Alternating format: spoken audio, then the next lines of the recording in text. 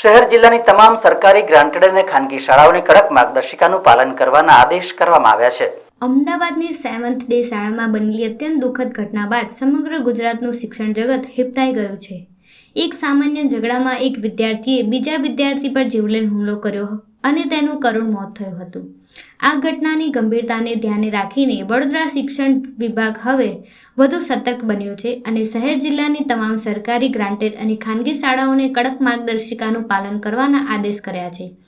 શાળાઓમાં વિદ્યાર્થીઓની બેગની અચાનક અને નિયમિત તપાસ શરૂ કરવામાં આવે તેવી સૂચનાઓ વડોદરા જિલ્લા શિક્ષણ અધિકારી અને શાસના અધિકારી દ્વારા જાહેર કરાઈ છે। અમદાવાદની ઘટના બાદ સ્કૂલ સેફ્ટી પોલિસી 2016 અનુસંધાને રાજ્યની તમામ શાળાઓમાં વિદ્યાર્થીઓની સલામતી અને શિસ્ત જાળવવાની નવી સૂચનાઓ જાહેર કરવામાં આવી છે, જેના ભાગરૂપે વડોદરાની સરકારી ગ્રાન્ટેડ પ્રાથમિક, માધ્યમિક અને ઉચ્ચતર માધ્યમિક શાળાઓ તમામને સૂચનાઓ જારી કરવામાં આવી છે।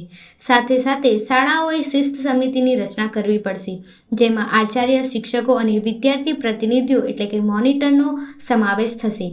આ સમિતિ શાળા પરિસર, રમતના મેદાન અને આવાગમનના સમયે સલામતીની ખાતરી કરશે।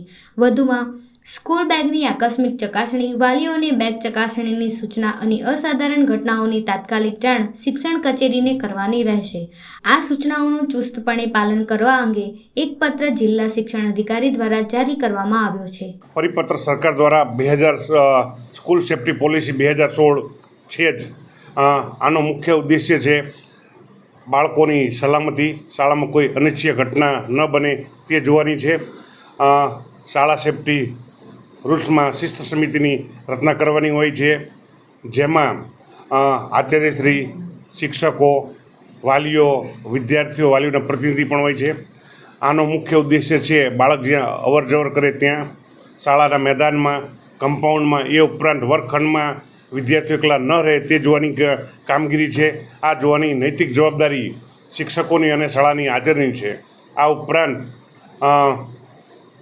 મારું તમામ વાલીઓને નમ્ર નિવેદન છે, અઠવાડિયામાં એકવાર પોતાની બાળકની સ્કૂલ બેગ ચેક કરે।